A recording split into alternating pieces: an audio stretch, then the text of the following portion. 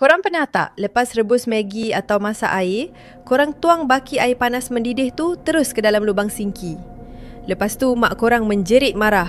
Jangan buat macam tu, tak boleh. Kenapa mak-mak kita takut sangat?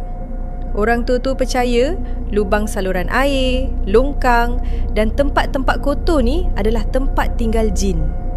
Bayangkan kalau korang tengah tidur nyenyak, tiba-tiba ada orang simbah air panas mendidih kat badan korang. Sakit tak? Marah tak? Macam itulah yang benda tu rasa. Dikatakan kalau kita tercederakan anak mereka atau mereka sendiri dengan air panas, mereka akan berdendam. Sebab tu wujud kes orang tiba-tiba muka bengkak sebelah, kaki jadi lumpuh atau kena sapaan tanpa sebab medikal yang jelas lepas buat benda ni.